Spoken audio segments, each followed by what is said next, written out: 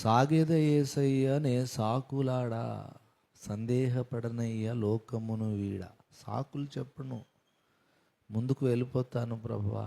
ఏ పరిస్థితులు నాకు ఎదురైనా వాటిని బట్టి నేనేమి సనగను.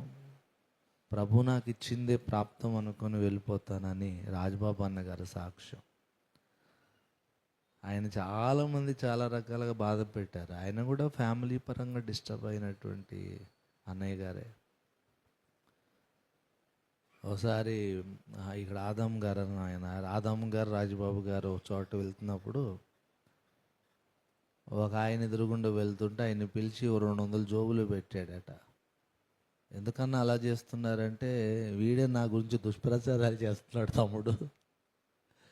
అదేంటి దుష్ప్రచారాలు చేసినాడు 200 పెట్టావట, మరి వాడు చేస్తున్నాడు, వాడికి మన ప్రేమను చూపిస్తానన్నలాగా రిపెంట్ అవుతాడు.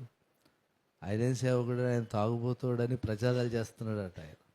రాజబామన్న గారు భయంకరమైన డ్రింకర్. రక్షణ పొందక మునుపు ఈ తీవ్రవాద భావజాలంతో బాగా ఇన్ఫ్లుయెన్స్ అయ్యాడు. ఈ కమ్యూనిస్టు సిద్ధాంతాల్లో బాగా డ్రింకర్ అన్నమాట. ఫుల్గా తాగాలి, స్పృహ తప్పి పడిపోయేంత వరకు తాగాలి, మెలకు వస్తే మళ్ళీ తాగాలి. అది ఆయన జీవితం. అద్భుతంగా దేవుడు రక్షించుకున్నాడు. ఆయన పాటలలో దేవుని సాక్ష్యము, సత్యము కనబడుతుంది. చాలామందిని ఆ పాటలు బ్రతికించేశాయి. అన్నగారు దేవుని సన్నిధికి వెళ్ళిపోయినా ఆయన పాటలు ఉన్నాయి. అందుకే భక్తుడు ఎప్పుడు చనిపోవడం అనేది ఉండదు. పిల్లారా, మరి సనగద్దు. కొన్ని పరిస్థితులు తప్పదు, ఎందుకు అలాగా అనుకుంటాం. కానీ రోజులు గడిచే కొద్దీ దాని మీద మనం జయం పొందాలి. ఎందుకు ఇలా కాదు, దేవా నీవెందుకు ఈ పరిస్థితి నాకు అనుమతించావు అంటే సంతోషం.